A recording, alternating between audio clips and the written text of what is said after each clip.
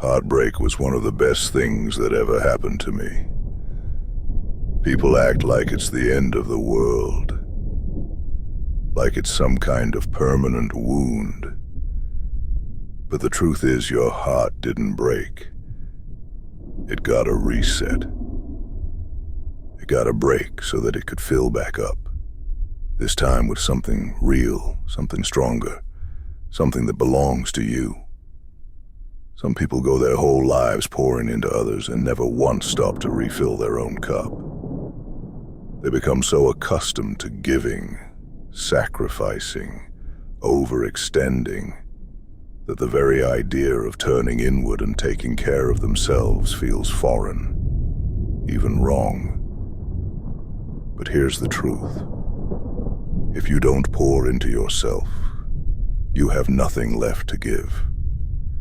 You will bleed yourself dry, chasing the illusion of love, seeking validation from people who take and never return what they've drained from you.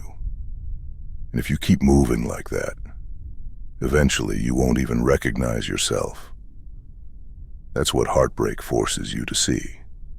It shatters the illusion, strips away the distractions, and leaves you with one undeniable reality. You have to rebuild, and you have to do it for yourself. Pain is the great teacher that no one wants, but everyone needs. It forces you to sit down with yourself and ask the questions you've been running from. Who are you without them? What do you actually want? What parts of yourself have you abandoned just to keep someone else happy? These are the questions that separate those who heal from those who stay broken. The ones who refuse to face themselves. They repeat the same patterns, find the same type of people, and wonder why they keep ending up in the same misery. I had to start setting boundaries, not just in words, but in energy. That meant no more excuses, no more over-explaining, no more justifying why I needed time for myself. I stopped saying, "Hey, I'll call you back after I do this," just to soften the blow. No, I started saying, "I'm getting off this phone. I'll talk to you later." Period. No apologies. No hesitation. Because the moment you start explaining yourself, you invite people to debate your choices, to negotiate your energy, and before you know it, you're back where you started, putting yourself last. And for what? To keep people comfortable while you suffer? To make sure they don't feel abandoned while you bleed out?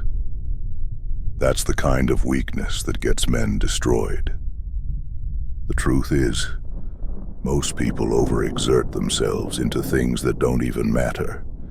They pour energy into relationships, friendships, and situations that are already empty, already broken, already incapable of giving anything back.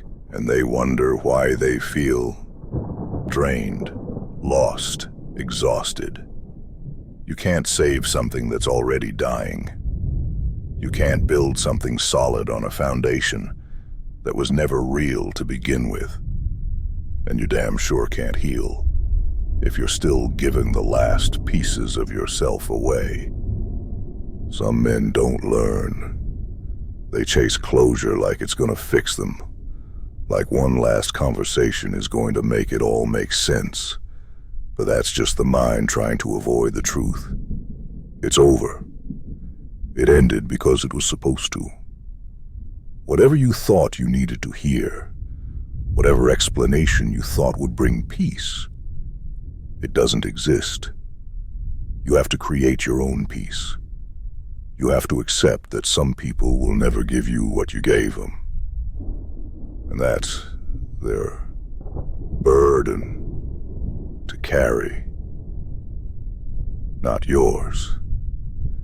When I let heartbreak do what it was meant to do, I started moving differently. I didn't just rebuild, I reinvented. I poured into myself like my life depended on it, because it did. I learned that love isn't about losing yourself for someone else. It's about becoming so complete on your own that when the right person comes along, they add to your life. They don't become your life. That's the difference between men who thrive after heartbreak and men who stay stuck in it. The ones who get stuck, they never stop being the guy who lost her. But the ones who thrive, they become the man who never needed her to begin with.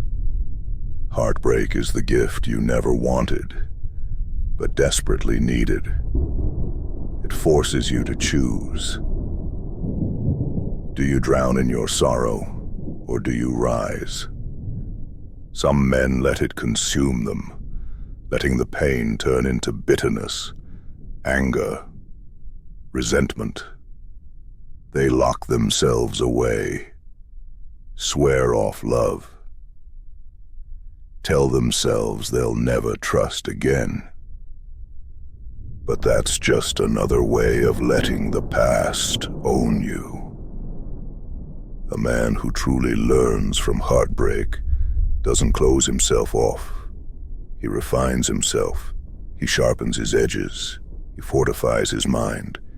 He becomes the man who cannot be broken. Heartbreak exposes the truth about who you are. Were you leaning on that relationship to fill a void in yourself? Were you giving away all your power, hoping she would complete you? A strong man never relies on someone else to make him whole. A weak man does. And if heartbreak destroys you, it means you were weak to begin with. Let that sink in. You don't rebuild yourself just to get back in the game. You rebuild because being strong, being complete, being unstoppable is the only way to live. You become so focused on your purpose, on your grind, on your vision, that no one, not her, not anyone, has the power to shake you. The next time love enters your life, it finds a man who doesn't need it, but one who chooses it. And that makes all the difference. A man who's been forged by heartbreak carries a different presence. He moves differently, speaks differently, holds himself to a higher standard. He doesn't beg for love, doesn't chase, doesn't tolerate disrespect. He understands that he is the prize. And that's why when he finally lets someone in again, it's on his terms, not out of desperation, but because he decided to. Heartbreak was one of the best things that ever happened to me because it stripped away all the illusions and left me with the rawest, most powerful truth. I am enough. And when you truly understand that, you become untouchable. So let heartbreak do what it's meant to do. Wake you up.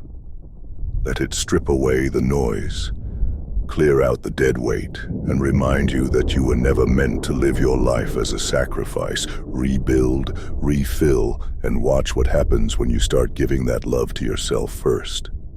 That's when you become untouchable. That's when you stop being the man who got his heart broken and start being the man who used the pain to become something greater.